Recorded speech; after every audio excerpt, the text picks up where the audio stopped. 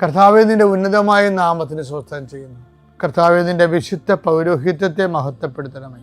കർത്താവേ, സഭയിലുള്ള സാന്നിധ്യം ദൃഢമാക്കണമേ.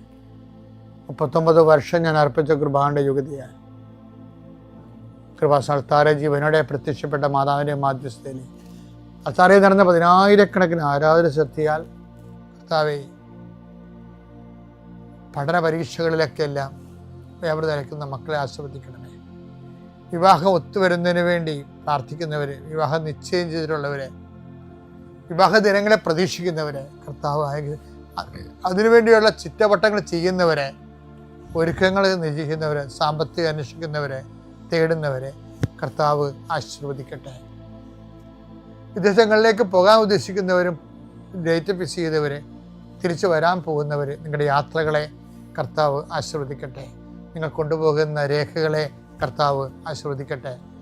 നിങ്ങൾ വരികയും പോവുകയും ചെയ്യുന്നവരെ മനസ്സ് വെച്ചിരിക്കുന്ന ഈ മാസത്തെ ലക്ഷ്യങ്ങളെ കർത്താവ് ഏറ്റെടുക്കുകയും നടപ്പിൽപ്പെടുത്തുകയും ചെയ്യട്ടെ.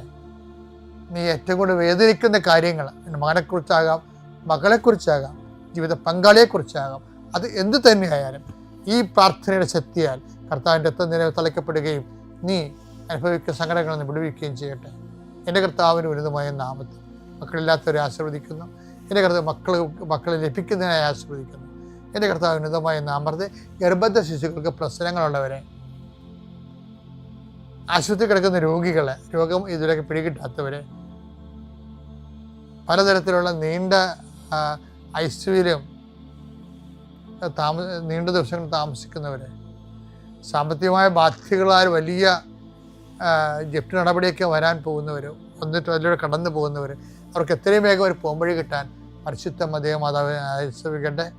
പലതരത്തിലുള്ള അപകടങ്ങൾ, ആക്രമണങ്ങൾ അനുഭവിക്കുന്നവർ, ജലജീവികളുടെയും വിഷജന്തുക്കളുടെയും ആക്രമണങ്ങൾ പെട്ടിരിക്കുന്നവർ കർത്താവിൻ്റെ രക്തം അവരെ തിളക്കപ്പെടുകയും ഇതോടുകൂടി അവരുടെ രോഗങ്ങൾ വിട്ടുമാറുകയും യേശുനാമത്തിൽ പ്രാർത്ഥിക്കുന്നു. ആമേൻ.